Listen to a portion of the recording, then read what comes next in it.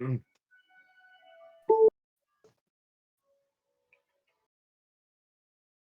우선은 오늘은 이번 주는 지각이나 그 과제 안 해오신 분은 없어서 벌금은 이번 주는 없고, 근데 지난주에 있었잖아요. 그거를 제가 그 계좌를 못 올렸었는데, 그거를 지금 걷긴 좀 그러니까 좀 이따 끝나고 올려드릴 테니까 이제 다시 한번 정산합시다. 네. 네. 그리고 제가 화면 공유를 켜서 이번 오늘 발표자를 선정하겠습니다.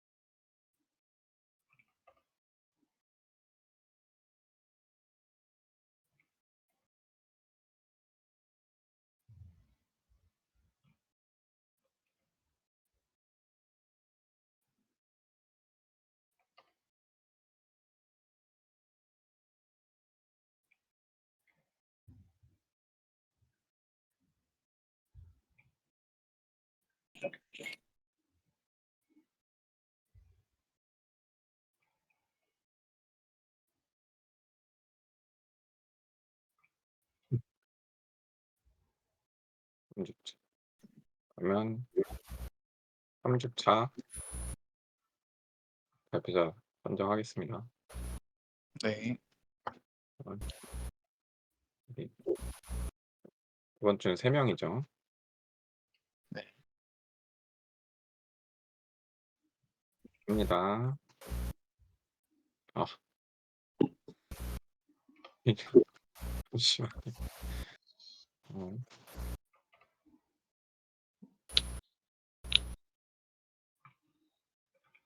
어, 왜 또 바뀌었어? 이거 저장이 안 되네.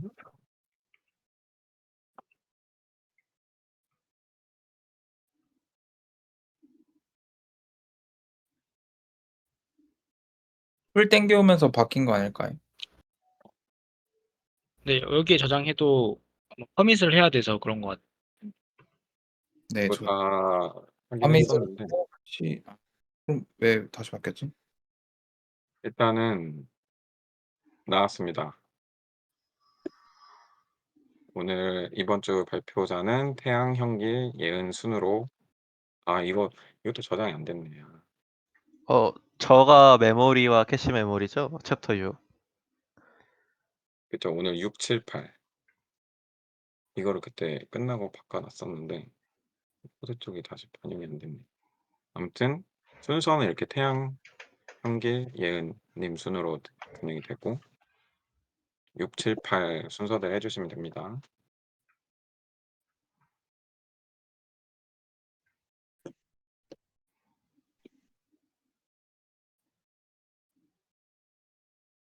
태양님 준비해주세요. 네.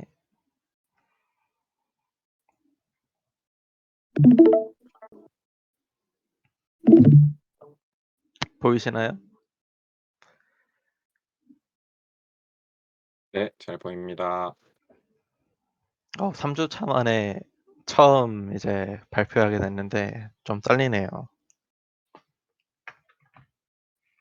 그러면 시작하도록 하겠습니다. 챕터 6부터는 이제 메모리와 캐시 메모리라는 파트에 이제 들어서게 됐는데요. 지난번까지는 이제 CPU에 대한 개념을 계속 학습하다가 이제는 흔히 메모리라는 용어로 지칭했던 저장 장치인 이제 램에 대해서 자세히 알아보는 챕터가 나왔습니다. 이 램이 가지는 특징 중에 하나가 램에는 실행할 프로그램의 명령어와 데이터가 저장된다. 혹시 제 마우스 포인터랑 블록 지정하는 거 보이실까요? 네, 잘 보입니다. 네. 램에는 실행할 프로그램의 명령어와 데이터가 저장된다라는 특징이 있는데, 여러분들도 이제 학습하면서 한 번씩 이제 들어봤듯이 이 램은 전원이 꺼지면 이제 저장된 내용이 사라지는 휘발성 저장 장치라고 이제 여러분들도 한 번씩 이제 계속 학습하면서 들었을 거고요.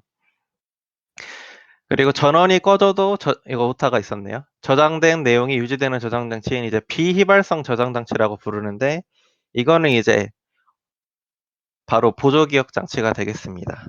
그래서 램은 전원이 꺼지면 이제 저장된 게 사라지는 휘발성 저장 장치지만, 보조 기억 장치는 전원이 꺼져도 저장된 내용이 유지되는 장치라고 할 수 있습니다. 그래서 보조 기억 장치에서는 보관할 대상을 저장하게 되고요. 전원이 꺼져도 계속 유지되어야 되기 때문에 휘발성 저장 장치의 램에는 이제 실행할 프로그램의 명령어인 대상들이 이제 저장이 된다라고 할 수가 있습니다. 이 램의 용량과 성능에 대해서 이제 알아볼 텐데, 이 성능에 대해서 좀 느껴보려면 램이 좀 용량이 작았을 때를 좀 예시를 들어볼 수가 있을 것 같아요. 지금 보시면 CPU는 프로그램 B라는 걸 이제 실행하려고 하고 있고, 그리고 보조 기억 장치에는 프로그램 A, B, C 세 개의 프로그램이 저장되어 있는 상태고, 램은 이 프로그램을 하나만 저장할 수 있는 이제 용량을 가지고 있습니다. 자, 이렇게 램이 하나의 프로그램만 저장할 수 있는 용량만 가지고 있다면 나타나고 있는 문제점이, 자, 이렇게 적어놨는데, 만약에 CPU가 이제 램이 프로그램 A라는 걸 이제 갖고 있다가 CPU가 이번엔 프로그램 B를 실행할래 라는 프로세스가 이제 실행이 된다면, 램은 이 프로그램 하나만 저장할 수 있는 용량을 가지고 있기 때문에 이 프로그램 B나 C를 실행하고 싶으면 보조 기억 장치에서 다시 한번 이제 이 프로그램 B를 가져와서 실행을 해야 하는 이제 절차가 하나 더 추가되는 거죠. 근데 만약에 이 램이 프로그램 하나만 가질 수 있는 용량이 있는 게 아니라 만약에 세 개를 다 가질 수 있는 용량을 가지고 있다? 그러면 미리 램에 프로그램 A부터 C까지 다 저장이 돼 있기 때문에 보조 기억 장치로 가는 프로세스는 생략하고 바로 이제 램을 통해서만 실행할 수 있게 되는 겁니다. 그래서 램의 용량이 크다면 이제 보조 기억 장치를 들리는 그런 프로세스를 줄일 수가 있다는 거죠. 이러한 램의 종류에는 이제 크게 이렇게 네 가지가 있었는데요. D램, S램, SD램, DDR, SD램. 이제 하나하나 이제 알아보면 처음에 이제 D램입니다. 다이나믹 램이라고 불리는 이 D램은 이 다이나믹 이제 동적이라는 뜻을 가지고 있는데, 여기서 이제 동적이라는 뜻이 어떻게 사용됐냐면 이 램에 저장된 데이터가 동적으로 이제 사라지는 램이라고 정의할 수가 있습니다. 그래서 이 D램은 저장된 데이터가 이렇게 소멸이 되기 때문에 이 소멸을 막기 위해서는 일정 주기로 데이터를 재활성화, 즉 다시 저장해야 하는 프로세스가 필요합니다. 이 D램은 일반적으로 이제 사용하는 램이 바로 D램이라 할 수 있고요. 이 D램의 장점으로는 소비 전력이 비교적 낮고 저렴하고 집적도가 높기 때문에 이제 대용량으로 설계하기가 용이하다라는 장점이 있습니다. 이러한 장점 때문에 일반적으로 사용하는 램은 D램이다라고 할 수가 있고요. 그 다음으로 이제 S램, 스태틱 램이라고 불리는 이 램은 저장된 데이터가 정적이다. D램하고는 좀 반대의 성향이라 볼 수 있는데, 이 저장된 데이터는 정적이기 때문에 사라지지 않는 램이라고 할 수 있습니다. 근데 이 용어만 보면 좀 오해할 수 있는 게, 얘는 사라지지 않으니까 비휘발성이 아닌가 싶은 오해를 할 수도 있는데, 이것도 결국 램이기 때문에 휘발성인 전원이 꺼지면 그래도 사라진다 라는 걸 좀 인지한 상태로 이제 공부를 해야 할 것 같고요. 그래서 이 N은 데이터가 사라지지 않기 때문에 D램에서는 데이터 소멸을 막기 위한 재활성화가 필요했지만 N은 재활성화할 필요가 없어서 D램보다 속도가 더 빠르다는 장점이 있습니다. 근데 이제 컴퓨터 부품 등의 약간 특징이죠. 지금까지 봤을 때 뭔가 성능이 좋으면 뭐 가격이 비싸거나, 그래서 여기 보시면 소비 전력 및 가격이 높고 그리고 지적도가 낮아서 대용량으로 만들기는 좀 힘들다. 그래서 대용량으로 만들어질 필요는 없지만 속도가 중요한 그런 저장 대체에 주로 사용됩니다. 수업 후반부에 이제 캐시 메모리에 대해서 이제 제가 발표를 하게 될 텐데, 바로 이 SRAM의 캐시 메모리라고 할 수가 있습니다. 그 다음은 이제 SD램. 아마 이게 싱크로노스 맞나요, 혹시? 싱크로너스 디램이라고 이제 불리는 앤데, 이거의 뜻이 동기화라는 뜻을 가지고 있고요. 이 SD램은 뭔가 S도 들어있고 D도 들어있어서 이거 둘의 장점을 합한 램인가? 라는 오해를 하실 수 있지만 SRAM이랑은 관계가 없고 이 D램이 발전된 형태라고 볼 수가 있습니다. 그래서 이 SD램의 이름의 싱크로너스라는 뜻이 이제 동기화인데 어떤 부분이 동기화가 되어 있냐면 우리가 예전에 배웠던 클럭, 이 클럭 신호와 동기화된 D램이다 라고 할 수가 있고요. 이 클럭마다 CPU와 정보를 주고받을 수 있는 D램이다 라고 할 수가 있습니다. 그래서 D램이지만 이 클럭 신호와 동기화된 형태로 이제 발전된 램이다 라고 할 수가 있습니다. 자, 그 다음으로는 DDR SD램. 위에서 언급한 이 SD램이 더블 데이터 레이트라는 용어까지 이제 합쳐진 건데요. 얘는 최근 가장 대중적으로 이제 사용하는 램이라고 할 수가 있고, 기존의 이 SD램의 대역폭을 넓혀서 속도를 더욱더 빠르게 만든 램이라고 할 수가 있습니다. 그래서 여기 예시 그림이 있는데, 현재 이 자동차가 여기 길을 따라서 움직이고 있는데, 얘는 이제 길이 하나밖에 없죠. 이렇게 이 대역폭이 하나인 SD램을 이제 SDR, SD램이라고 불리고요. 이 SDR은 싱글 데이터 레이트라고 불리는 SDR, SD램. 그리고 이것들이 이제 이 대역폭의 크기에 따라서 DDR SD램, 뭐 DDR2 SD램, 그리고 더 나아가서 DDR3, DDR4 이렇게 있는데 이것들은 다 2배씩 증가했다고 보시면 됩니다. SDR, SD램의 대역폭이 2배가 늘어나서 도로가 이제 2개가 된 DDR SD램. 그리고 애가 또 2배가 돼서 DDR2 SD램. 여기 도로가 이제 2차선이죠. 근데 2차선이 또 2배가 늘었죠. 그리고 마찬가지로 3, 4도 애가 2배가 된 게 3, 3가 2배가 된 게 4. 이렇게 최근 들어서는 이제 계속 대역폭이 넓어진 램이 나오고 있습니다. 이렇게 해서 이제 램의 종류를 좀 알아봤고요. 이 메모리의 주소 공간을 한번 살펴보면 우리가 흔히들 그냥 지금까지는 메모리의 주소 값을 참조한다 이렇게만 이제 공부를 해왔었는데 이 주소는 물리 주소와 논리 주소로 나뉘어 있었습니다. 이 물리 주소와 논리 주소로 즉 두 종류의 주소로 나뉘게 된 배경과 이 주소의 개념 그리고 논리 주소를 물리 주소로 변환하는 방법에 대해서 한번 알아볼 건데요. 자, CPU와 실행 중인 프로그램이 현재 메모리 몇 번째에 무엇이 저장되어 있는지 다 알고 있을까? 메모리에 이제 저장된 실행 중인 프로그램이 다 몇 번째에 무엇이 저장되어 있는지 다 알고 있을 수는 없습니다. 왜냐하면 이제 메모리는 시시각각 데이터가 저장되는 게 바뀌기 때문에 이거를 어디에 뭐가 있는지 매번 알 수는 없고 그렇기 때문에 이를 좀 극복하기 위해서 이 주소가 물리 주소와 논리 주소로 나누었다라고 볼 수가 있고요. 이 물리 주소와 논리 주소의 개념을 한번 정의만 살펴보면 물리 주소는 정보가 실제로 저장된 하드웨어 상의 주소. 논리 주소는 CPU와 실행 중인 프로그램 각각에게 부여된 0번지부터 시작되는 주소. 이 그림을 좀 살펴보면 저도 이 부분을 공부할 때 조금 많이 헷갈렸었는데 자, 메모리가 사용하는 주소, 즉 이 메모리가 주체가 돼서 사용하는 주소가 바로 이 물리 주소라고 할 수 있습니다. 메모리가 사용하는 주소는 하드웨어상의 실제 주소인 물리 주소이다. 그래서 이제 메모리가 주체가 된 게 물리 주소라고 할 수가 있고 이제 CPU와 실행 중인 프로그램이 사용하는 주소, 이 CPU가 주체적으로 사용하는 주소가 논리 주소라고 할 수가 있습니다. 이 논리 주소와 물리 주소의 큰 차이는 이 논리 주소는 각각의 고유한 번지를 다 가지고 있어요. 0번지, 그리고 이 인터넷 브라우저, 게임, 메모장이라는 게 있는데 얘는 각각의 인터넷 브라우저도 0번지를 가지고 있고 게임도 0번지를 가지고 있고 메모장도 0번지 이렇게 다 똑같은 번지를 가질 수가 있고요. 하지만 이 물리 주소는 같은 번지를 가질 수가 없습니다. 실제 주소이기 때문에 인터넷 브라우저의 주소가 따로 있고 게임 주소가 따로 있고 메모장 주소가 따로가 있어요. 따로 이렇게 있습니다. 그래서 큰 차이가 바로 이거다. 그 다음 이 물리주소와 논리주소의 변환에 대해 배울 텐데, 자, 위에 같은 그림을 기반으로 이제 만약에 CPU가 이런 명령어를 실행한다고 한번 가정을 해볼게요.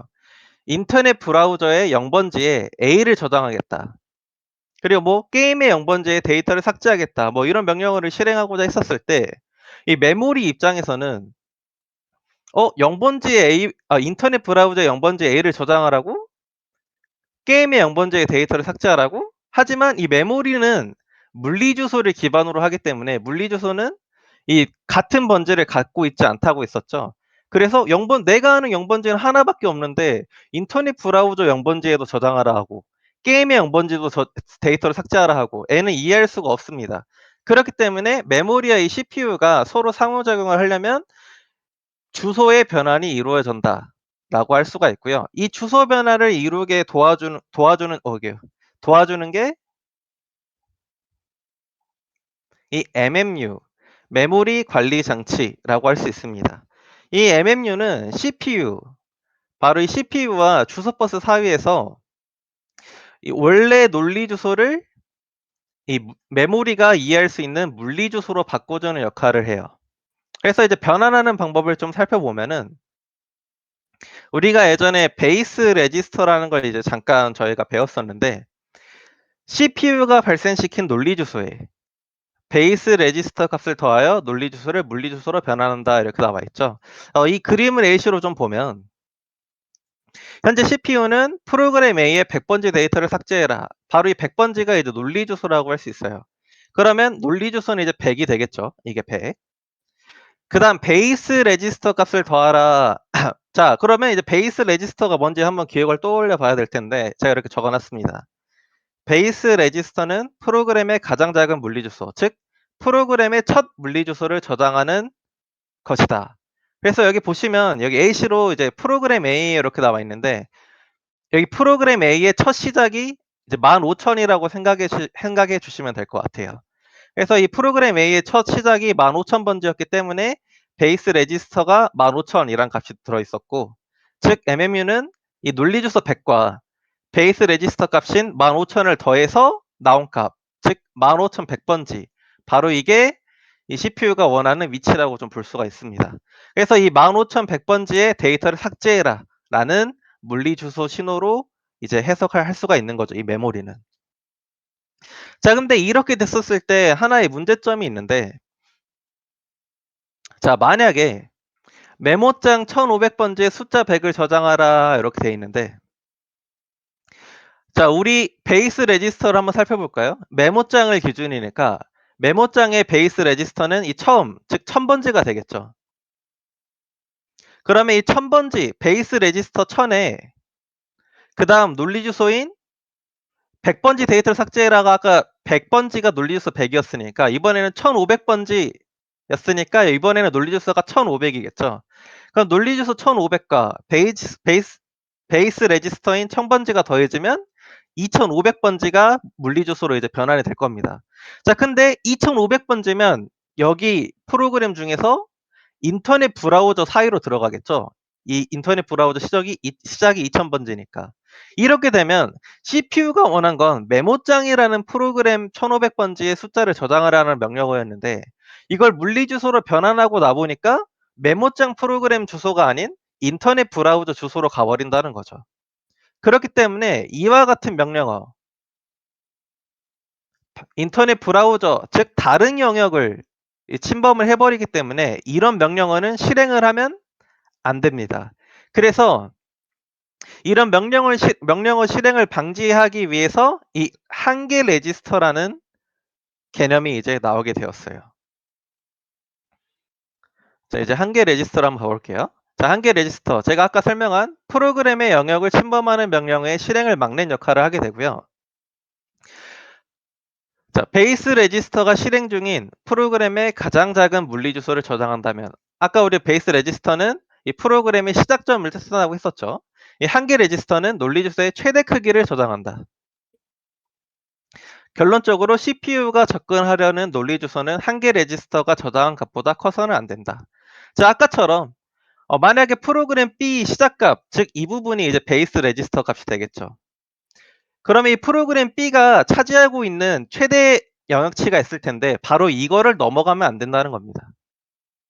그래서 베이스 레지스터 값과 한 개 레지스터 값을 더했을 때 프로그램 C로 가면 안 된다는 거죠. 주소의 번지값이.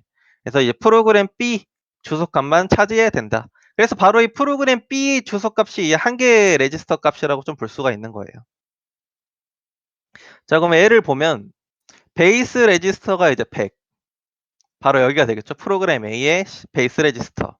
그리고 한 개 레지스터가 이제 150이라고 가정을 해볼게요. 그러면 이 프로그램 A는 100부터 시작해서 한 개 레지스터, 즉 100부터 시작해서 한 개 레지스터가 150이니까 그럼 이 프로그램 A는 250번째까지 있는 거겠죠. 100 플러스 150이니까. 그러면 이제 CPU가 이런 명령어가 이제 실행이 되겠죠. 프로그램 A의 200번지를 삭제하라. 그럼 CPU가 200번지를 삭제하라 했으니까 논리 주소가 이제 200이 되는 거고, 아까 우리가 배운 것 중에 이제 물리 주소로 바꾸기 위해서는 논리 주소 값과 베이스 레지스터 값을 합한다. 그러면 이제 300이 되겠죠. 근데 이렇게 합한 값이 300이 돼 버리면 아까 우리가 봤던 한 개 레지스터 값이 150이었죠. 바로 이 150보다 물리 주소로 변하는 값이 커 버리기 때문에 영역을 또 B로 침범해 버렸어요. 그럼 이건 실행하면 안 된다? 실행을 해야 된다? 하면 안 되죠. 그래서 이 한 개 레지스터 때문에 이 물리 주소 변환하는 게 한 개 레지스터 값보다 크네? 그러면 이제 명령어를 실행하지 않는 거죠. 그래서 CPU는 이제 메모리에 접근하기 전에, 바로 이 메모리에 접근하기 전에 내가 실행한 이 논리 주소가 한 개 레지스터 값, 바로 여기선 150이었습니다. 이 150보다 작은지를 항상 검사하는 프로세스가 꼭 있어야 되는 거예요. 바로 다른 프로그램 영역에 침범하지 않기 위해서. 이걸 좀 그림으로 보면은 CPU가 이제 뭔가 명령어를 실행하면 이 논리 주소가 한 개 레지스터보다 작은가? 작으면은 그대로 실행하면 되고, 커버리면 다른 영역에 침범해 버리니까 아니 너 이거 실행하면 안 돼. 인터럽트를 발생시키면서 이제 멈추게 하는 명령어를 맡게 되는 역할을 하게 됩니다. 그래서 결론적으로 이 한 개 레지스터 때문에 실행 중인 프로그램의 독립적인 실행 공간을 확보하고 하나의 프로그램이 다른 프로그램을 침범하지 못하게 보호할 수 있다. 각각이 이 독립적으로 좀 보호받을 수 있게 하는 역할을 하게 되는 겁니다. 자, 그 다음은 이제 캐시 메모리. 제가 처음에 메모리 종류 말했을 때 이제 SRAM이라는 메모리가 있었는데 그 SRAM이 바로 이 캐시 메모리라고 할 수가 있고요. 이 캐시 메모리에 대해서 좀 설명을 해보자면, 우리가 CPU가 원래는 이제 제일 빠른 게 레지스터를 통해서 저장된 데이터를 접근하는 게 굉장히 제일 빨랐었잖아요. 근데 이제 메모리에 접근하는 시간까지 따져보면은 이 CPU가 메모리에 접근하는 시간은 CPU의 연산 속도보다 느려요. 이 CPU가 가지고 있는 연산 속도보다 메모리를 갔다 오는 게 너무 느리다 보니까 좀 이제 손해인 거죠. 갔다 와야 되는 부분이. 그래서 이를 조금 극복하기 위해서 생긴 게 바로 이 캐시 메모리라는 메모리고요. 이 캐시 메모리를 좀 이해하기 위해서 저장 장치 계층 구조를 한번 살펴보면은, 자, 이 그림을 제가 가져왔는데 이 피라미드로 맨 꼭대기가 레지스터, 그 다음에 메모리, 그 다음 보조 기억 장치. 얘 보시면 CPU 안에 이제 레지스터가 있었기 때문에 CPU가 가장 가까운 게 레지스터, 그 다음이 메모리, 그 다음이 보조 기억 장치라고 할 수가 있어요. 그러다 보니까 CPU와 가장 가까운 것부터 이제 속도는 빠릅니다. 그래서 위로 갈수록 이제 빠르고 밑으로 갈수록 느리겠죠, 속도는. 그리고 용량은 반대예요. 속도가 빠르면 용량이 낮다는 이제 단점을 가지고 있기 때문에 반대로 레지스터는 용량이 작고 빠른 대신에 그 순서대로 메모리, 보조 기억 장치로 용량이 크게 됩니다. 자, 마지막 가격. 가격은 보조 기억 장치가 가장 저렴하고 그 다음 메모리, 그 다음 레지스터, 이런 식으로 나와 있습니다. 바로 이 저장 장치 계층 구조를 조금 이해한 채로 이제 넘어가 보자면, 이 캐시 메모리는 CPU와 메모리 사이에 위치합니다. 원래는 이제 CPU랑 레지스터가 있고 이제 메모리가 있는데 이 레지스터랑 메모리 사이에 캐시 메모리가 들어간다라고 생각하면 될 것 같아요. 그러다 보니까 레지스터보다 용량이 크고 지금 레지스터와 메모리 사이에 캐시 메모리가 있다 했으니까 용량 보시면 레지스터 제일 작죠? 그래서 레지스터보다 용량이 크고 메모리보다 빠르다. 메모리 위에 캐시 메모리가 있으니까 속도는 메모리보다 빠릅니다. SRAM 기반의 저장 장치이고요. 이 CPU의 연산 속도와 메모리 접근 속도의 차이를 조금이나마 줄이기 위해 이제 탄생됐다고 보시면 됩니다. 원리는 메모리에서 CPU가 사용할 일부 데이터를 미리 캐시 메모리로 가져와서 사용한다라고 되어 있는데 이 메모리에서 미리 여기 레지스터 사이에 있는 캐시 메모리로 데이터를 가져와 가지고 메모리까지 가는 게 아니라 캐시 메모리까지만 접근하게 해 가지고 좀 더 빠르게 하겠다는 의미가 있습니다. 책에 나온 예시를 좀 보면 이 대형마트가 메모리, 램이라고 보시면 되고 이 편의점이 캐시 메모리라고 보시면 됩니다. 그럼 집에서 내가 뭔가 필요한 물건이 있어요. 근데 그 물건이 대형마트도 있고 편의점에도 있다고 가정을 했었을 때 굳이 먼 대형마트까지 갈 필요 없이 가까운 편의점만 가도 빠르게 가져올 수 있다는 거죠. 그렇기 때문에 이 가까운 캐시 메모리로 접근하게 해 가지고 이 먼 메모리까지 가지 않게 하겠다. CPU 연산 속도가 훨씬 빠르기 때문에 메모리까지 가는 것보다. 캐시 메모리까지 이제 포함한 이 계층 구조를 보면 캐시 메모리는 레지스터와 메모리 사이에 있고 이런 형태를 가지고 있다.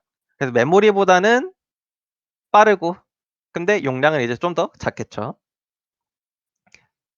자, 근데 이 캐시 메모리를 좀 더 들여다보면 더 자세하게는 이제 L1, L2, L3 캐시 이렇게 있는데 이 캐시 메모리가 레지스터랑 메모리 사이에 있다고 했는데 이렇게 CPU 안에 들어간 캐시 메모리도 있습니다. 이거를 L1 캐시, L2 캐시라고 부르고 이제 CPU 바깥에 외부에 있는 캐시 메모리 중 하나가 이제 L3다. 이제 지금은 코어 하나로 보고 이렇게 그림을 보고 있는데 만약에 이제 멀티코어라면 외부에 있는 L3를 이 코어가 다 공유하는 형태로 되어 있어요. 여기 코어 안에 있는 L1과 L2는 독립적이라고 보면 되고요. 이 L3만 같이 이제 공유하는 형태로 캐시 메모리가 적용될 수 있다. 이 부분은 뭐 그렇게 크게 중요하진 않은 것 같습니다. 자, 그다음 이 L1을 좀 더 이제 디테일하게 들어가 보면 이제 불리형 캐시라고 이제 불리는 부분이 있는데 이 L1 캐시가 조금이라도 더 속도를 빠르게 하기 위해서 명령어만 저장하는 L1 캐시랑 L1L 캐시랑 그리고 데이터만을 저장하는 L1 D 캐시로 이제 분류를 해 가지고 이제 담당을 딱딱 분업을 해 버리니까 좀 더 이제 속도를 빠르게 하는 역할을 하게 됐다. 자, 그러면 아까 우리가 캐시 메모리 이제 정의 중에 CPU가 사용할 일부 데이터를 미리 캐시 메모리로 가져온다라고 이제 나와 있었는데 자, 그러면 이 캐시 메모리가 CPU가 어떤 걸 사용할 줄 알고 미리 가져오냐라는 이제 의문이 생길 수가 있는데 그거를 이제 판단하는 게 이제 참조 지역성의 원리라고 할 수 있습니다. 캐시 메모리는 메모리보다 이제 용량이 작기 때문에 메모리의 모든 내용을 가져올 수가 없어요. 뭐 가져오면 좋겠죠? 좀 더 이제 가까운 위치에 있으니까. 자, 그렇기 때문에 CPU가 쓸만한 것들을 미리 가져와서 저장을 해야만 이제 CPU가 좋은 성능을 보이겠죠. 그래서 CPU가 자주 사용할 법한 내용을 예측해서 저장해요. 예측해서. 그래서 만약에 이 예측이 맞아떨어지면은 어 내가 사용할 게 캐시 메모리에 바로 있네? 그럼 굳이 메모리까지 안 가고 캐시 메모리에서 이제 가져다 쓰면 되는데 만약에 예측이 틀렸어요. 그러면은 이 캐시 메모리에 내가 사용할 게 없네? 그럼 다시 이제 메모리로 가야 하는 이제 문제가 좀 생기는데 자, 그래서 이 예측이 맞았을 때를 캐시 히트라고 불리고요. 이 예측이 틀렸을 때는 캐시 미스라고 부릅니다. 바로 이 캐시 히트와 캐시 미스라는 용어를 통해서 이제 캐시 적중률이라는 걸 알아낼 수가 있는데 이 캐시 적중률을 통해서 이 식은 캐시 히트 횟수와 캐시 미스 횟수를 더한 값에 캐시 히트 횟수를 아까 이제 더한 값을 이제 나눈 게 바로 이 적중률 값이 되겠고, 우리가 사용하는 이제 컴퓨터의 캐시 적중률은 85%에서 95% 정도 된다고 나와 있습니다. 굉장히 높은 확률로 이제 예측을 맞추고 있죠. 그래서 이 CPU가 사용할 법한 데이터를 이제 예측하는 방법이 참조 지역성의 원리라고 할 수가 있습니다. 자, 그럼 이 원리가 도대체 뭐길래 얘가 예측할 수가 있냐? 자, 이 두 가지를 한번 알아볼 텐데요. CPU는 최근에 접근했던 메모리 공간에 다시 접근하려는 경향이 있다 라는 원리가 있고, CPU는 접근한 메모리 공간 근처를 접근하려는 경향이 있다. 이렇게 두 가지 경향이 있는데, 먼저 첫 번째, 최근에 접근했던 메모리 공간에 다시 접근하려는 경향.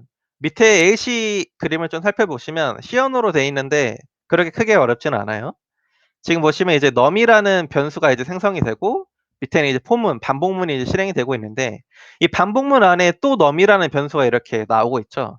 그래서 처음에 이 num이라는 변수를 만들기 위해서 접근을 했었고, 그리고 또 반복문에서 아까 접근했던 넌을 또 다시 접근을 하고 있죠. 그렇기 때문에 최근에 접근했던, 즉 처음에 만들었던 이 넘을 다시 한번 접근하려는 경향이 있다는 거죠.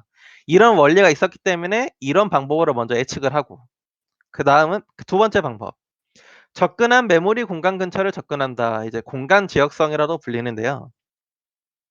지금 보시면 크게 워드 프로세서 프로그램, 그리고 웹브라우저 프로그램, 이제 게임 프로그램이 있는데, 우리가 게임할 때도 게임 내에서 무언가 계속 명령어를 다 하고, 워드 프로세서를 이용할 때도 워드 프로세서에 있는 기능들을 막 이용하죠. 막 워드 프로세서 했다가 웹브라우저 했다가 게임 했다가, 물론 그럴 수 있지만 보통은 워드 프로세서 했으면 이 워드 프로세서 안에 있는 자동 전환기도 쓰고 입력 기능도 쓰고 출력 기능도 써요. 그렇기 때문에 CPU가 워드 프로세서 프로그램을 실행할 때는 이 워드 프로세서 안에 있는 공간 근처를 접근한다. 보통 그런 식으로 접근하기 때문에 바로 이 접근한 메모리 공간 근처를 접근하는 경향이 있어서 이런 걸로 이제 예측을 해가지고 캐시 메모리가 미리 저장할 수 있게 한다라고 할 수가 있습니다. 네, 이상입니다.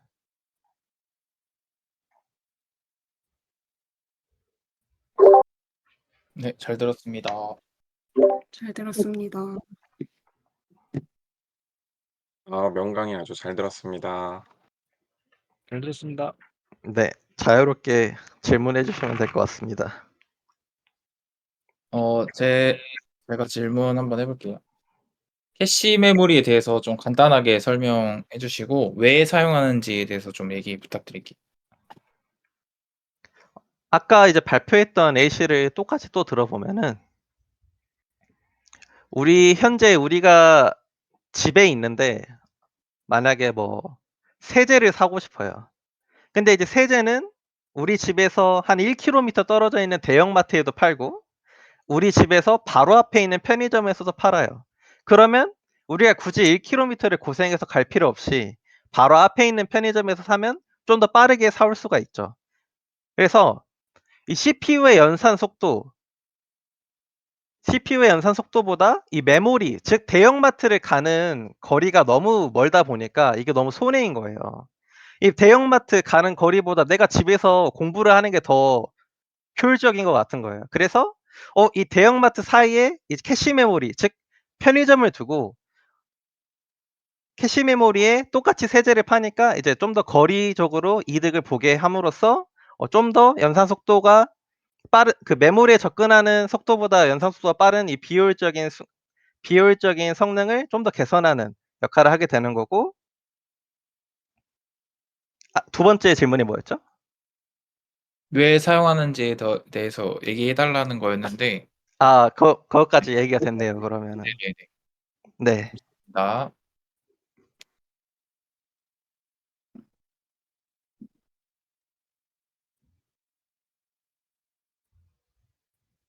그럼 저 이어서 질문하면 캐시에 사용되는 램의 종류가 뭔지랑 그거에 대해서 간단히 설명 부탁드립니다.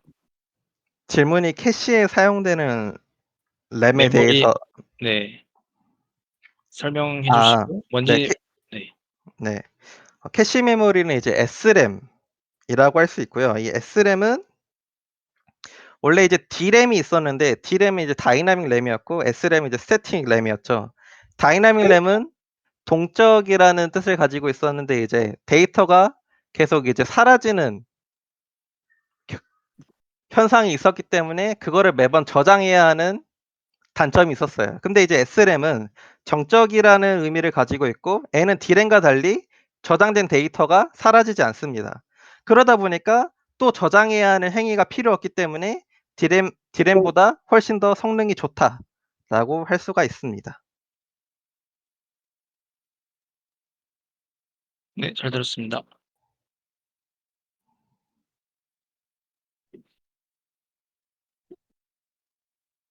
저 그럼 제가 질문하겠습니다. 어, 아, 네, 예은님 하세요. 네, 제가 먼저 할게요. 네. 그 저장 장치 계층 구조를 CPU에 가까운 순서대로 말씀해 주세요. 캐시 메모리를 포함할까요? 네네. 네. 그러면 레지스터, 캐시 메모리, 보조 기억 장치 순으로 가깝습니다. 네, 또 질문이 감사합니다. 있었나요? 아니, 없습니다. 아, 네. 그러면 다음은 제가 하면 이제 램에 대해서 캐시 메모리 설명해 주시면서 램은 SRAM이고 D램과의 차이를 얘기해 주셨는데 또 그 외에 램의 종류가 어떤 것들이 있는지 아시는 대로 설명해 주시고 어 네. 그 램들의 특징을 간단하게 설명해 주세요. D램이랑 SR램 외에 SD램이 있었고 DDR SD램이 있었습니다. SD램은 D램이 발전한 형태의 램이라고 볼 수 있고 이 SD램의 S가 싱크로노스라는 뜻을 영어 단어를 가지고 있는데 이거 뜻이 동기화라는 뜻을 가지고 있고 무엇과 동기화가 되었냐면 클럭 신호랑 동기화가 된 발전된 형태의 D램이라고 할 수가 있습니다. 이 클럭 신호와 동기화가 됐다 보니까 클럭 타이밍에 맞춰 가지고 CPU와 이제 데이터를 주고받을 수 있게 되는 램이라고 할 수 있고요. DDR SD램은 이제 SD램에 DDR이라는 용어가 붙은 건데 이 DDR이 더블 데이터 레이트라고 불리는 거고요. 쉽게 말하면 기존의 SD램보다 대역폭을 넓게 해 가지고 조금 더 속도를 빠르게 만든 SD램이라고 할 수가 있습니다. 네. 감사합니다.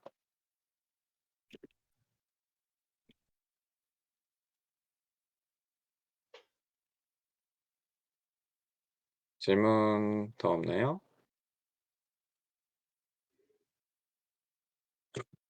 네. 더 없으면 여기서 마치도록 하겠습니다. 마칠까요? 네. 네, 수고하셨습니다. 수고하셨습니다. 네. 너 수고하셨습니다. 아주 태양님의 열혈 강의 잘 들었습니다.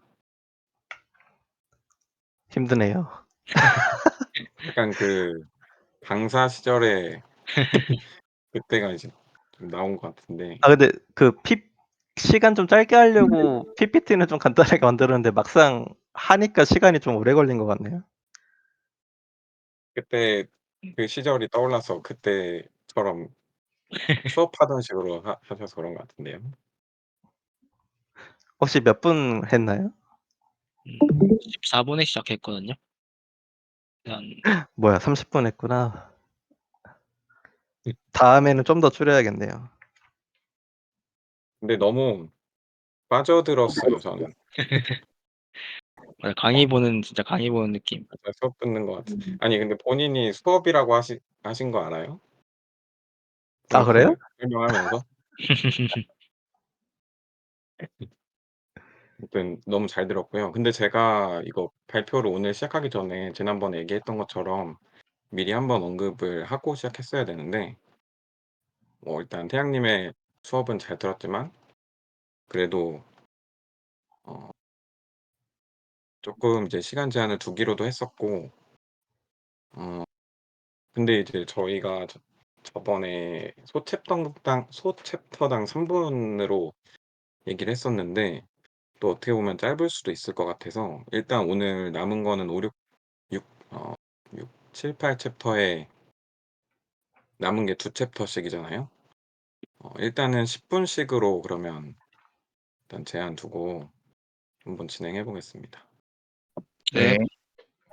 저 넘어가기 전에 아까 태양님 발표할 때 그 분리 캐시 발표해 주실 때 L1 L이라고 하셨는데 그때 제가 개인적으로 찾아보니까 L1 I더라고요. 아, 그렇군요. 그게 명령어 그 인스트럭션의 I를 가져와서 L1 I고 D는 데이터의 D라고 합니다. 감사합니다. 보이시나요? 네, 잘 보입니다. 네, 그러면은 발표 시작하겠습니다. 저는 챕터 7 보조기억 장치 발표를 맡은 이현길입니다. 일단 보조기억 장치는 키워드로 하드디스크, 플래터, 데이터 접근 시간, 플래시 메모리, 페이지 블록 이게 키워드로 설정이 되어 있었고요. 하드디스크 같은 경우에는 이제 자기장, 그러니까 자석으로 만들어진 그런 디스크의 일종이라고 하고 그것을 이용해서 데이터를 저장하는 보조기억 장치입니다. 데이터가 저장되는 동그란 원판은 플래터라고 하고요. 여기에 이제 수많은 N극과 X극이 저장이 되어 있고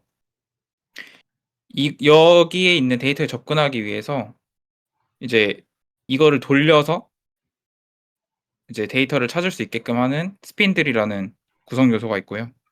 그래서 얘가 돌아가는 속도에 따라서 데이터를 빨리 찾느냐 늦게 찾느냐의 차이가 있기 때문에 이걸 RPM으로 표현을 합니다. 그리고 이 데이터에 접근을 하기 위해서는 헤드라는 그 구성 요소가 이 플래터에 맞물려서 데이터를 읽어오는 건데 이 헤드를 움직이는 구성 요소는 디스크암이라고 합니다. 플래터는 트랙과 섹터 단위로 데이터를 저장을 하는데요. 그래서 이렇게 여러 겹으로 되어 있는 경우에는 이 트랙들이 같은 위치에 쭉 있겠죠. 그거를 실린더라고 합니다. 그래서 디스크암을 안 움직여도 바로 데이터에 같은 위치에 있으면 바로 데이터에 접근할 수 있기 때문에 한 실린더에 비슷한 정보나 연속된 정보들은 거기에 기록을 하게 되는 거고요. 그 하드디스크가 저장된 데이터에 접근하는 시간은 성능에 되게 큰 영향을 끼치겠죠. 그래서 되게 중요합니다. 이거는 이제 탐색 시간, 회전 지연, 전송 시간을 다 더한 시간을 의미를 하는데요. 오타가 있네요. 탐색 시간은 이제 이 헤드가 움직이는 그 시간을 의미를 하고 그다음에 이 헤드가 있는 곳으로 플래터를 회전시키는 그러니까 이 스핀들이 돌아가서 위치하는 시간, 그다음에 헤드가 그 스핀들이 돌아가서 정확한 위치에 위치를 하고 데이터를 읽어오는 시간 이렇게 세 가지로 이루어져 있습니다. 그다음에 이제 하드디스크 말고 플래시 메모리에 대해서 말씀을 드릴 건데요. 이거는 이제 반도체 기반의 저장 장치이고 이제 흔히들 많이 사용하는 요즘에 USB나 뭐 SSD 등 이런 것들의 플래시 메모리 기반으로 사용되고 있습니다. 그다음에 플래시 메모리에는 이 데이터를 셀이라는 단위로 저장을 하고 있고요. 이 셀 안에 몇 비트를 저장할 수 있느냐에 따라서 지금 세 가지의 종류로 나눠지고 있는데 SLC, MLC, TLC 이렇게 나눠지고 있습니다. SLC에는 1비트 2가지의 정보를 저장할 수 있고요. MLC에는 2비트 4가지의 정보를 저장할 수 있고 TLC에는 3비트 8가지의 정보를 저장할 수 있습니다. 그래서 이런 정보 저장 능력에 따라서 SLC 같은 경우에는 정보가 2개밖에 저장이 되어 있지 않고 그렇기 때문에 읽기 쓰기 속도가 빠르고 수명이 길어서 이제 빠른 만큼 가격이 비싸겠죠. 그다음에 MLC는 다 보통이고 TLC는 SLC랑 반대로 이제 읽기 쓰기 속도가 느린 대신에 가격이 낮아서 이제 좀 속도는 느리지만 많은 데이터들을 사용할 수 있게끔 쓰는 그런 곳에 사용되고 있다고 합니다. 그다음에 셀 말고도 더 큰 단위들이 있는데요. 셀들이 모여서 이제 페이지가 되고 페이지가 모여서 블록, 블록이 돼서 플레인, 플레인이 모여서 다이가 됩니다. 근데 플래시 메모리는 이제 읽기 쓰기가 페이지 단위로 이루어지고 삭제는 블록 단위로 이루어지기 때문에 좀 유의가 필요한데요. 페이지가 이제 아무 데이터도 저장되어 있지 않아서 새로운 데이터를 저장할 수 있으면 free, 그다음에 유효한 데이터를 저장하고 있으면 valid, 그다음에 그 유효하지 않은 데이터를 저장해서 invalid라고 하는데, 이제 플래시 메모리는 하드디스크랑 달리 덮어쓰기가 불가능해서 밸리드 상태에서는 새 데이터를 할 수가 없어요. 그래서 그런 좀 단점이 있기 때문에 그 유효한 페이지들을 새로운 블록으로 복사를 한 다음에 그 기존에 있던 블록을 삭제를 하고 이제 여기 있는 블록을 살리는 그런 가비지 컬렉션을 사용하고 있습니다. 그 이유는 이제 삭제는 읽기 쓰기는 페이지지만 삭제는 블록 단위로 실행되고 있기 때문이에요. 그다음에 레이드의 정의와 종류에 대해서 말씀을 드릴 건데요. 레이드는 이제 하드나 SSD에 사용하는 기술인데 하나의 보조기억 장치를 쓰면은 좀 읽어드리는데 속도도 느리고 보안적으로도 안 좋으니까 여러 개의 물리적 장치를 엮어서 하나의 보조기억 장치처럼 사용하는 기술입니다. 그래서 레이드 0, 1, 2, 3, 4 이렇게 쭉쭉쭉 있는데 현재 2와 3는 잘 활용이 되지 않고 지금 일단은 레이드 0, 1, 4, 5, 6 정도 설명드리겠습니다. 0는 이제 저장하려는 데이터를 쪼개가지고 그 하드디스크가 나눠진 개수만큼 쪼개서 거기에 이제 하나하나씩 저장하는 방식인데요. 그거를 이제 스트라이브라고 하고 이렇게 분산되어서 저장을 하는 방법은 스트라이핑이라고 합니다. 이렇게 되면은 당연히 CPU가 데이터를 읽어드릴 때 이제 더 빠르겠죠. 왜냐면은 하나에서 끌고 오는 게 아니고 4개로 나눠져 있기 때문에 이렇게 4분의 1까지는 아니겠지만 뭐 엄청 유의미한 속도 저하가 있을 겁니다. 근데 이거는 좀 안전하지 않아요. 왜냐면은 이제 하나에 여기에 문제가 생기면 다른 데이터들이 있어도 여기가 문제가 생겼기 때문에 어떤 데이터인지 확실히 모르기 때문에 그런 단점이 있는데 이거를 보완하기 위해서 레이드 1이 1이 나왔습니다. 이거는 똑같은 데이터를 하나 더 만드는 방식이에요. 그래서 원본과 복사본을 준비를 하고 이제 뭐 원본이든 복사본이든 하나가 데이터가 고장이 나면 오류가 나면 그거를 반대쪽에서 채워주는 형식으로 사용을 하는데 이거는 이제 위에 있는 거랑 보다시피 이제 이거는 4TB를 사용할 수 있었는데 복사를 하다 보니까 2TB밖에 사용하지 못하는 그런 용량적인 단점이 존재합니다. 그다음 레이드 4는 이렇게 복사본을 만드는 대신에 페리티비트라고 오류를 검출하고 복구하기 위한 정보들이 들어있는 이제 페리티비트를 사용해서 그 페리티비트용 하나의 그 저장 장치를 만들어 주는 거예요. 그래서 페리티비트로 여기에 오류가 있는지 확인하고 여기에 오류가 있는지 확인하고 여기에 오류가 있는지 확인하고 여기가 오류가 있는지 확인을 해서 그거를 복구해 주는 역할을 합니다. 그래서 위에 있는 것이 지금 2TB인데 한 곳에 이제 페리티비트를 모아 놓음으로써 3TB 조금 더 용량을 사용할 수 있겠죠. 그다음에 레이드 5는 이게 병목 현상이 일어날 수가 있어요. 왜냐면은 여기에 데이터가 저장이 되거나 뭐 읽고 쓰기 기능이 이제 있을 때 이거를 계속 여기서만 확인을 해야 되기 때문에 다른 부분에서는 병목 현상이 없지만 여기 페리티비트가 있는 부분에서는 계속 병목 현상이 있을 수밖에 없습니다. 그래서 이 부분을 보완하기 위해서 레이드 5를 사용을 하는데요. 이거는 하나하나마다 이제 크리에이티비티를 여기에 이렇게 하나씩 저장을 하는 거예요. 그래서 병목 현상을 예방할 수 있는 네, 효과가 있습니다. 그다음에 레이드 6는 이 페리티비트를 2개씩 둠으로써 조금 더 용량적으로는 손해를 보더라도 안전성을 추구를 하는 그런 방식입니다. 그래서 네. 데이터 저장 속도를 조금 희생을 하더라도 데이터를 조금 더 안전하게 보관하고 싶을 때 사용하는 방식입니다. 발표를 마치겠습니다.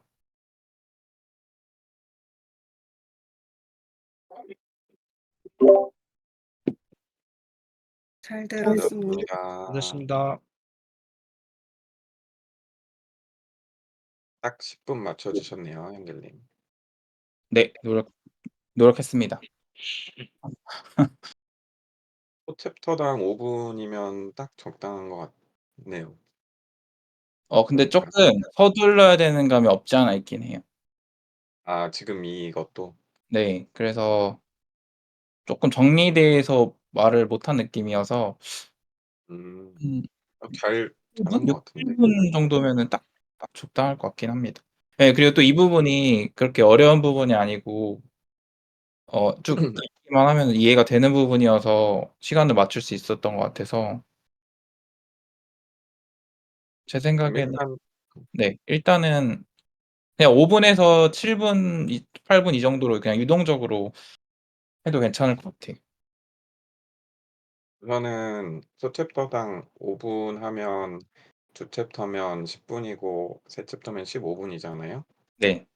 근데 그게 딱 이제 제한을 두는 게 아니라 일단 당분간은 2챕터면 10분 내외, 네네. 그렇게. 3챕터면 15분 내외 정도로 일단 좀 더 진행을 해 보고 괜찮다 싶으면 이제 그때부터 좀 제한을 두거나 좀 시간 조율을 하거나 그런 식으로 추후에 더 조율을 하겠습니다.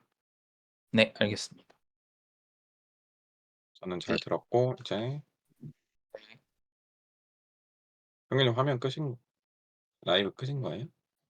저요? 아니요. 밑으로 내렸어요. 아. 아니 다시 내려주세요. 네. 그럼 질문 시작해 주세요.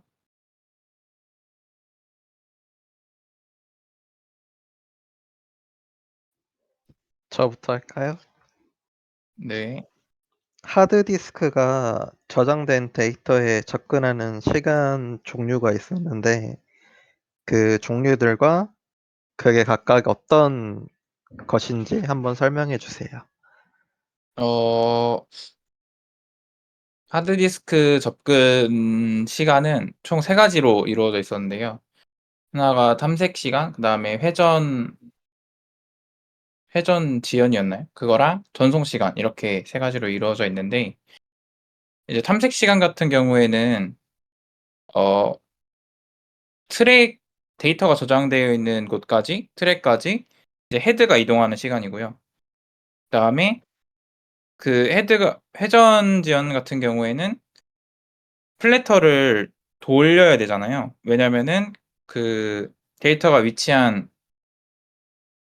곳까지 헤드를 맞춰야 되기 때문에 그래서 그 시간 그다음에 전송 시간은 그 헤드가 데이터를 읽어 들였으면 그거를 CPU까지 옮겨가는 그 시간을 다 더해서 그 하드디스크가 데이터에 접근하는 시간이라고 합니다. 감사합니다.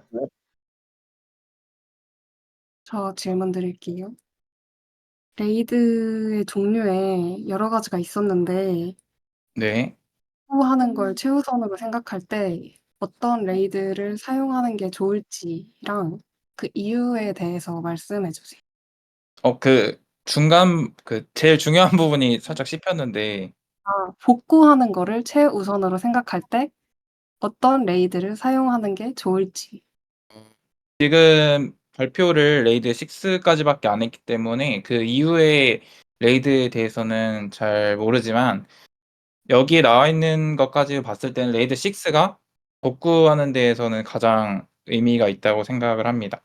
왜냐하면은 페리티 비트라는 그 오류를 검출하고 그거를 복구하는 비트를 사용을 하는데 그 비트를 2 개씩이나 저장을 하기 때문에 하나의 페리티 비트가 고장이 나도 다른 페리티 비트에서 그 정보를 복구하거나 오류를 검출할 수 있고 다른 데이터들이 고장 났을 때도 페리트 비트가 2개이기 때문에 그거를 좀 복구하는 데 용이하게 사용할 수 있을 것 같습니다.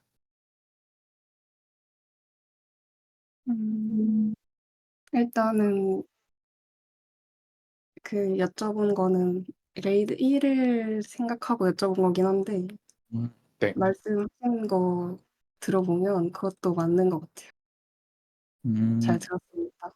그러면 레이드 1이 가장 복구하는 데 빠르다고 하나요? 레이드 1이 네. 복사본을 2군데에 써 가지고 네네. 복구에 용이하다고 하네요. 1보다 그러면은 6보다 1이 더 복구하는 데는 더 빠르다는 거죠? 네. 복구를 최우선으로 했을 때에는 1이 복사본을 2개씩 만들어 놔 가지고 그럴 것 같아요. 대신에 이제 용량적인 측면에서는 6가 쪼끔 더 많이 쓸 수 있기 때문에 그러면 살짝 절충안인 거네요, 6는. 그쵸. 네, 감사합니다.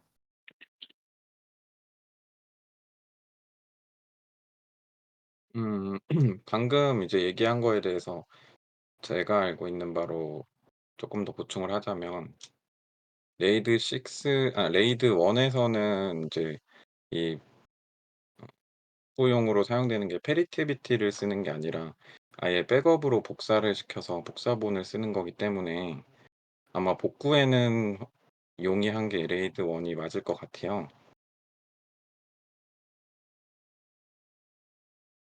근데 이제 대신에 이렇게 복사본을 계속 쓰기를 할 때마다 모든 데이터를 복사본을 하게 되면 속도가 느려지기 때문에 이제 레이드 4 부터 페리티비트를 사용하는 것으로 저는 이해를 하고 있습니다. 음. 네, 알겠습니다. 혹시 그러면은 어 레이드 이게 레이드 자체를 이해하는 순서가 있잖아요. 0 뭐 0, 1, 2 이렇게 쭉쭉쭉 나와 있을 텐데 지금 가장 많이 사용하는 거는 뭔지 아시는 분 계신가요?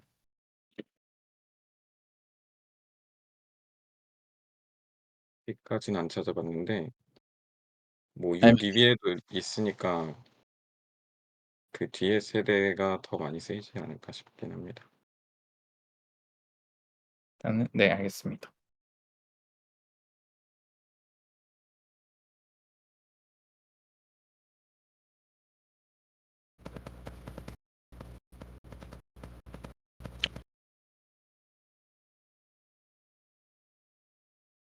저 질문하겠습니다. 네. 플래시 메모리에서 셀이 어떤 건지 설명해 주시고, 그리고 그 한 셀에 저장할 수 있는 용량에 따라 종류가 나뉘는 것에서 대해서 설명도 부탁드립니다. 셀은 플래시 메모리에서 그 데이터를 저장하는 가장 작은 단위이고요. 그래서 이거를 셀 안에 저장할 수 있는 비트에 따라서 3가지로 구분을 하는데 SLC, MLC, TLC로 구분을 합니다. 그리고 SLC에는 1비트를 저장할 수 있고 MLC에는 2비트, TLC에는 3비트가 저장이 가능한데 이게 데이터가 0과 1로 이루어져 있기 때문에 2의 n승계로 정보를 저장을 할 수 있습니다. 그래서 SLC에는 2가지의 정보를 저장을 할 수 있고 MLC에는 4가지의 정보, TLC에는 8가지의 정보를 저장할 수 있습니다. 그러면 혹시 성능을 최우선으로 생각한다면 어떤 방식을 쓰는 것이 가장 좋을까요? 성능을 최우선으로 생각을 한다면 SLC 방식을 사용을 해서 왜냐하면은 데이터가 2개밖에 들어있지 않기 때문에 읽고 쓰는 속도가 가장 빠릅니다. 3가지 중에. 그래서 SLC를 선택할 것 같습니다. 성능을 최우선으로 한다면. 네, 잘 들었습니다.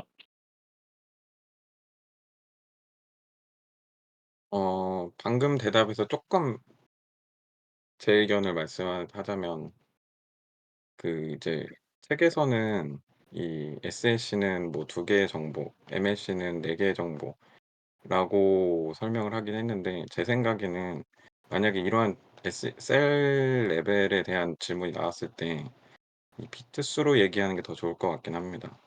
음. SLC는 1 비트고 MLC는 2 비트고 TLC는 3 비트잖아요. 네.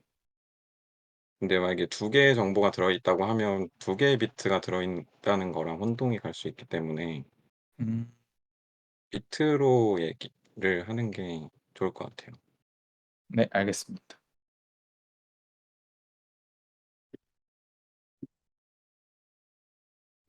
자, 질문 더 없으시면은 발표 여기서 마무리하겠습니다.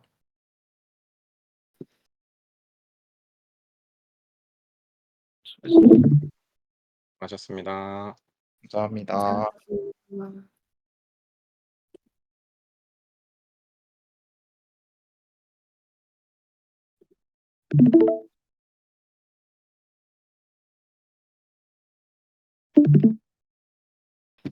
보이시나요? 네. 잘 보입니다. 네, 그럼 발표 시작하겠습니다. 제가 발표할 주제는 8장의 입출력 장치입니다. 입출력 장치는 CPU랑 메모리보다 다루기가 까다롭습니다. 이유는 다음에 2 가지인데요.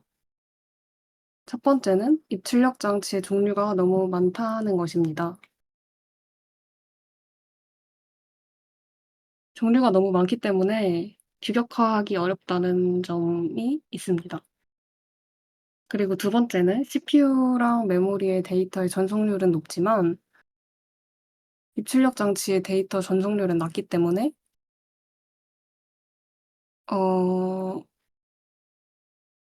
다루기가 까다롭다고 합니다. 그래서 전송률은 데이터를 얼마나 빨리 교환할 수 있는지 나타내는 지표를 의미하고 이 전송률의 차이가 CPU와 메모리, 입출력 장치 간의 통신을 어렵게 합니다.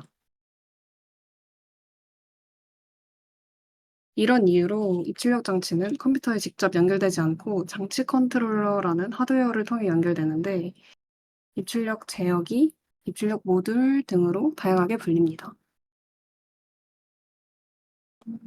장치 컨트롤러의 역할은 크게 3 가지로 나뉘는데요. CPU와 입출력 장치 간의 통신을 중계하고 오류를 검출하고 데이터 버퍼링 기능을 제공합니다. 그래서 버퍼링은 전송률이 높은 장치와 낮은 장치 간을 주고받는 데이터를 버퍼라는 임시 저장 공간에 저장해서 전송률을 비슷하게 맞추는 방법입니다. 그리고 장치 컨트롤러의 내부 구조에 대해 살펴보겠습니다. 장치 컨트롤러는 데이터 레지스터, 상태 레지스터, 제어 레지스터로 구성됩니다. 데이터 레지스터는 CPU와 입출력 장치 사이에 주고받을 데이터가 담기는 레지스터로 버퍼 역할을 수행합니다. 최근 주고받는 데이터가 많은 입출력 장치에서는 레지스터 대신 램을 사용하기도 합니다. 상태 레지스터는 입출력 장치가 입출력 작업을 할 준비가 되었는지, 입출력 장치에 오류는 없는지 등의 상태 정보를 저장합니다. 제어 레지스터는 입출력 장치가 수행할 내용에 대한 제어 정보와 명령을 저장합니다. 장치 드라이버는 장치 컨트롤러의 동작을 감지하고 이 장치 컨트롤러가 컴퓨터 내부와 정보를 주고받을 수 있게 하는 프로그램입니다. 위에서 설명한 장치 컨트롤러가 입출력 장치를 연결하기 위한 하드웨어적 통로라면 이 장치 드라이버는 소프트웨어적인 통로라고 할 수 있습니다.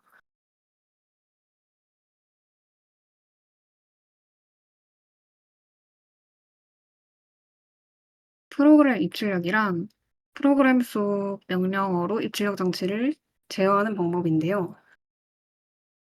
이걸 더 정확하게 표현하면 입출력 명령어로서 장치 컨트롤러와 상호작용을 하는 것이라고 이해하시면 됩니다. 좀 전에 다뤘던 장치 컨트롤러가 프로그램 입출력 시에 어떻게 작용하는지 대해서 보기 위해서 메모리에 저장된 정보를 하드디스크에 백업하는 상황을 살펴보겠습니다. CPU는 하드디스크 컨트롤러의 제어 레지스터에 쓰기 명령을 내보냅니다.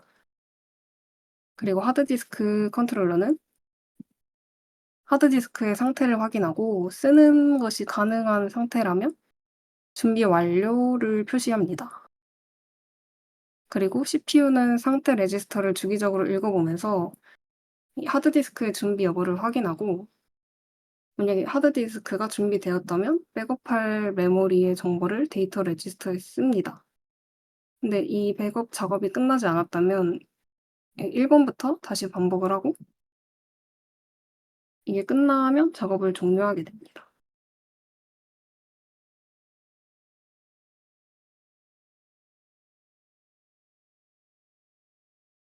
여기서 CPU가 장치 컨트롤러의 레지스터 값을 읽고 쓰는 방법에는 두 가지가 있는데요. 메모리 맵 입출력은 메모리에 접근하기 위한 주소 공간, 그리고 입출력 장치에 접근하기 위한 주소 공간을 하나의 주소 공간으로 간주하는 방법입니다. 그리고 고립형 입출력은 메모리를 위한 주소 공간과 입출력 장치를 위한 주소 공간을 분리하는 방법입니다. 이 고립형 입출력은 입출력 전용 명령어를 사용해서 읽기와 쓰기 선을 사용합니다.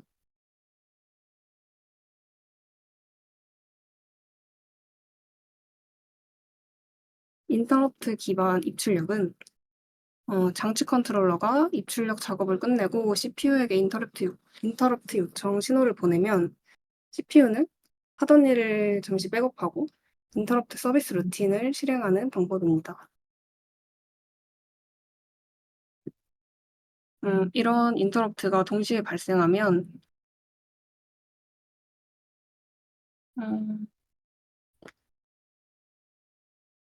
인터럽트가 발생한 순서대로 인터럽트를 처리하는 방법과 우선순위를 고려해서 처리하는 방법이 있습니다. 인터럽트가 발생한 순서대로 인터럽트를 처리하는 방법은 말 그대로 발생 순서대로 처리하는 방법이지만 현실적으로 전부 순차적으로만 해결을 할 수는 없습니다. 그래서 우선순위를 반영한 인터럽트 처리 방법 중에 가장 많이 사용되는 PIC를 사용한 인터럽트 처리 방법에 대해 얘기해 보도록 하겠습니다. PIC는 다중 인터럽트를 처리하기 위해서 사용하는 하드웨어로 여러 장치 컨트롤러에 연결되어 장치 컨트롤러의 하드웨어 인터럽트 우선순위를 판단하고 CPU에게 지금 처리해야 하는 인터럽트가 무엇인지 판단하는 장치입니다. 이 PIC의 다중 인터럽트 처리 과정은 PIC가 장치 컨트롤러에서 인터럽트 요청 신호를 받아들이고 인터럽트 우선순위를 판단하고 CPU에 처리해야 할 인터럽트 요청 신호를 보냅니다. 그리고 CPU는 PIC에 인터럽트 확인 신호를 보내고 PIC는 데이터 버스를 통해 CPU에 인터럽트 벡터를 보냅니다. 마지막으로 CPU는 인터럽트 벡터를 통해서 인터럽트 요청의 주체를 알게 되고 해당 장치의 인터럽트 서비스 루틴을 실행합니다.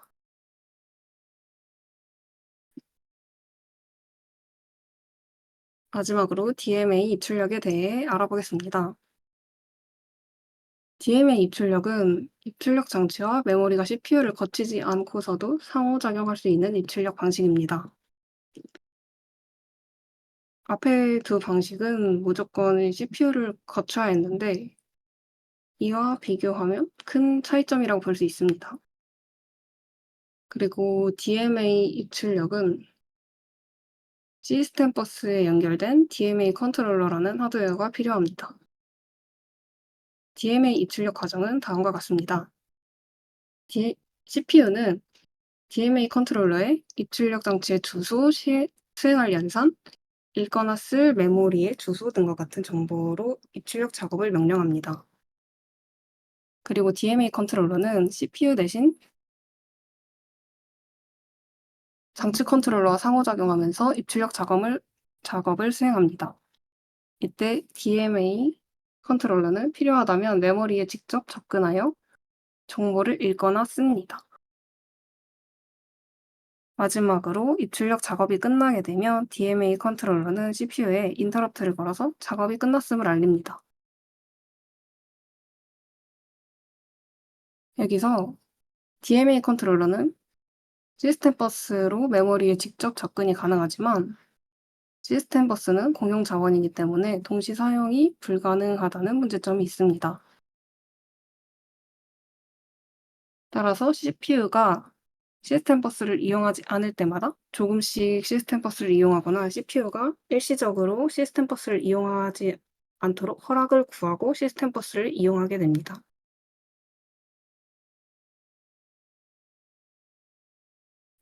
그리고 DMA를 위해 여기서 DMA를 위해서 메모리에 한 번 접근할 때마다 시스템 버스를 2번 사용하게 되는 부작용이 발생하는데요. DMA 컨트롤러랑 장치 컨트롤러들을 입출력 버스라는 별도의 버스에 연결하여 해결할 수 있습니다. 네, 발표를 마치겠습니다. 감사합니다.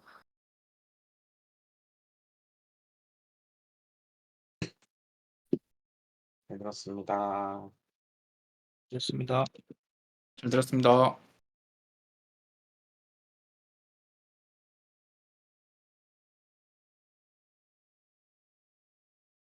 음. 그러면 제가 먼저 질문해 보겠습니다. 네. 그 CPU와 입출력 장치가 통신을 할 때 장치 컨트롤러와 장치 드라이버라는 것을 사용을 하게 된다고 하셨는데 이 둘의 차이점을 설명해 주세요. 음, 장치 컨트롤러는 그 CPU랑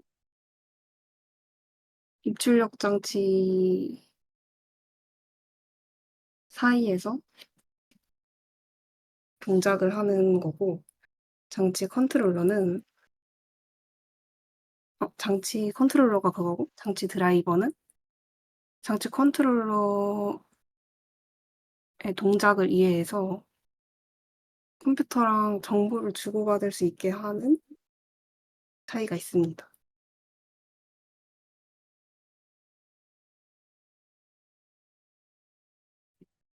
어, 네, 알겠습니다. 네, 감사합니다. 그러면은 그 장치 컨트롤러의 역할 중에 데이터 버퍼링이라고 있잖아요. 네, 그거에 대해서 조금 설명해 주시겠어요? 데이터 버퍼링은 그 전속률이 차이가 나는 장치들 사이에서 어, 이 전속률의 차이를 덜 느껴지게 하기 위해서 임시로 그 데이터를 저장하는 공간인데요. 그 CPU가 전속률이 높고 입출력 장치가 전속률이 낮으니까 CPU가 보내는 걸 버퍼에 쌓아뒀다가 조금씩 입출력 장치에 보내기도 하고 입출력 장치가 보내는 걸 버퍼에 좀 오래 모아놨다가 CPU에 보내기도 하면서 네, 전속률을 조절하는 방법입니다. 네, 감사합니다.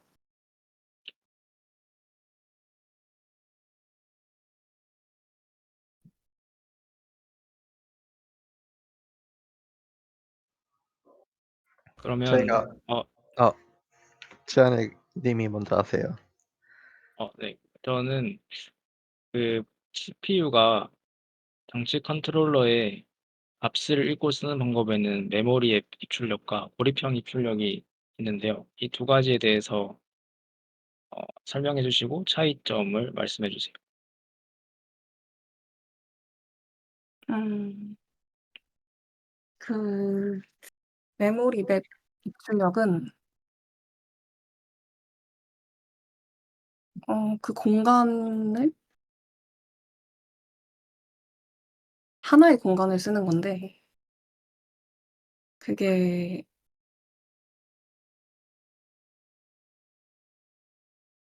그 메모리에 접근하는 거랑 네. 메모리에 접근하는 거랑 입출력 장치에 접근하는 거를 하나의 주소 공간에 있다고 생각해서 메모리를 반씩 나눠서 쓰는 거고 고립형은 그 두 개를 분리해서 쓰는 것입니다.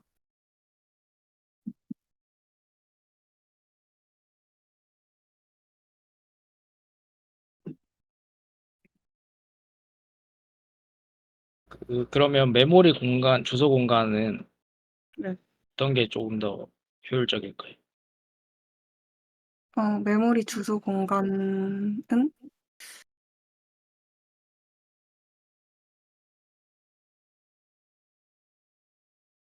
같이 쓰게 되면은 공간을 나눠서 쓰게 되니까 고립형 입출력이 더 효율적일 것 같습니다. 그러면 혹시 그 고립형 입출력이 주소 공간을 따로 쓰도록 하는 방법이 어떤 건지 말씀해 주세요.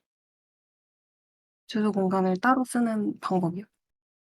네, 어떤 것을 사용해서 주소 공간을 따로 쓸 수 있는지. 음.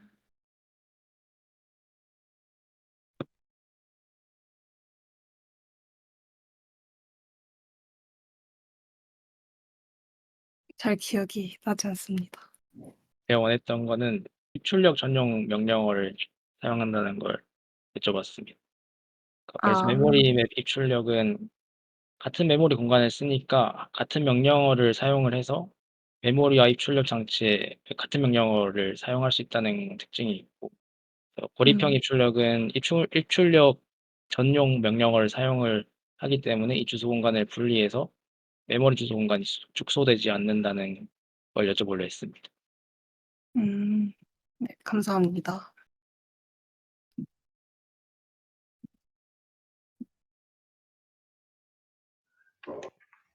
네, 제가 질문을 하겠습니다. 네. 인터럽트 기반 입출력에 대한 설명 중에서 인터럽트 비트를 비활성해도 무시할 수 없는 인터럽트인 NMI가 발생한 경우에 CPU는 우선순위가 높은 인터럽트부터 처리하게 되는데 네. 그 방법에 대해서 한번 설명해 주세요.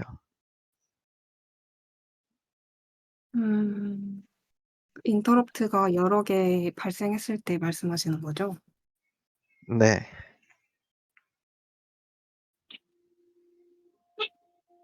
여러 개 발생했을 때 저는 NMI가 발생한 경우 Non-Maskable Interrupt 이때는 어떠한 방법으로 다중 인터럽트를 처리하게 되는지. 음. 일단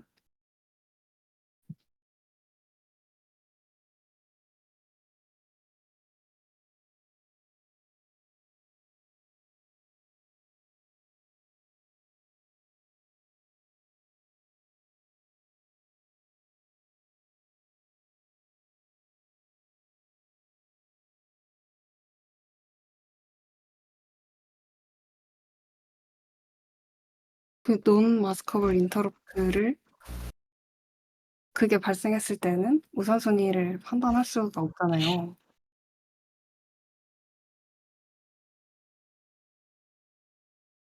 잘 모르겠어요. 네, 저는 PIC에 관해서 물어본 질문이었습니다. 아. PIC 기억나시나요? 네. 네. 인터럽트 요청들의 우선순위를 판별해주는 PIC. 그럼 PIC에 대해 설명하실 수 있나요? 네, PIC에 대해서 설명해 보겠습니다. PIC는 우선순위를 고려해서 인터럽트를 처리할 때 사용하는 거고요. PIC가 발 같은 게 여러 개가 있어서 그걸 통해서 하드웨어 인터럽트가 들어오면 우선순위를 매기고 그걸 통해서 우선 처리해야 할 것이 무엇인지 판단해서 CPU에게 전달을 하게 됩니다.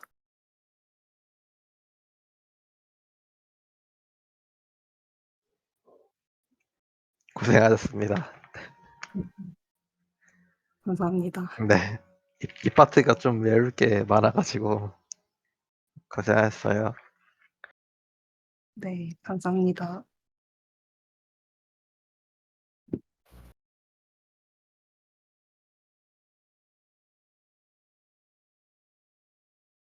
질문 더 있으실까요?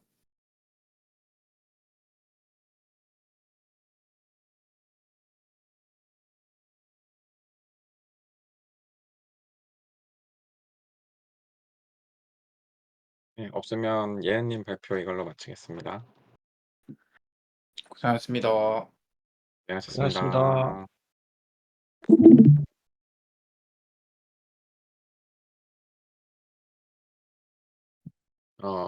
다들 고생하셨고요.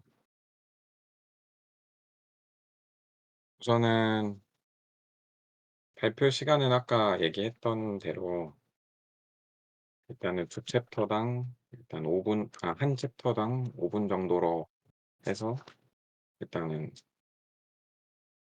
대략 그 정도 시간을 잡고 하면은 일단 지금 오늘 발표한 걸로 봐서는 그 정도로 하면은 적당할 것 같고, 그래서 다음 발표하시는 분들도 그렇게 생각하고 발표를 해주시면 될 것 같습니다. 네, 알겠습니다. 네.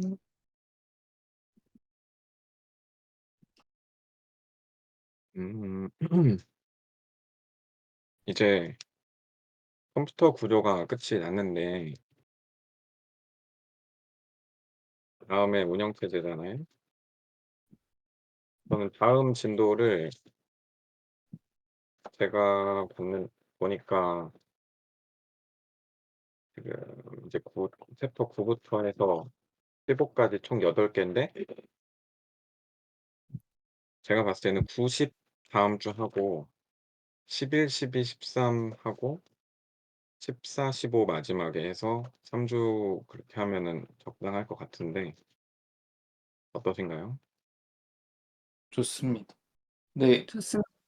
네. 확실히 운영체제 쪽이 좀 더 이해해야 될 것도 많고 그렇더라고요. 형들님 먼저 보고 계셨어요? 아까 수업 이게 뭐지? 스터디 하기 전에 쭉 뒤로 봤었는데 음, 조금 더 내용이 많아진 느낌? 그러면 그래도 한 챕터는 사실 좀 너무 짧으니까 일단 이번 주는 90 하고, 근데 그다음 주도 11, 12, 13인데 물론 중요한 내용들이긴 하지만 일단 소챕터 분량으로 봤을 때는 3개가 다 2개씩이 있고, 또 내용들이 공교롭게 제가 지금 얘기한 대로가 쪼끔 연관성이 있는 부분도 없지 않아 있거든요. 뭔가 90의 느낌이 비슷하고 11, 12, 13 그리고 14, 15 이런 식으로 끊어서 했을 때 내용적으로도 그렇고 분량적으로도 딱 맞을 것 같긴 한데 다음 좋은 것 주는 90, 같습니다. 예, 다음 주는 90 하고 그다음 주를 11, 12, 13 할지 그거는 또 다음 주에 다시 한번 얘기해 봅시다. 네. 네. 근데 지환님 발표 한 번 하셨죠? 네. 네, 아 그러면 그 마지막 그러네요. 주에 마지막 주에 2 개를 다 해야겠네 지금.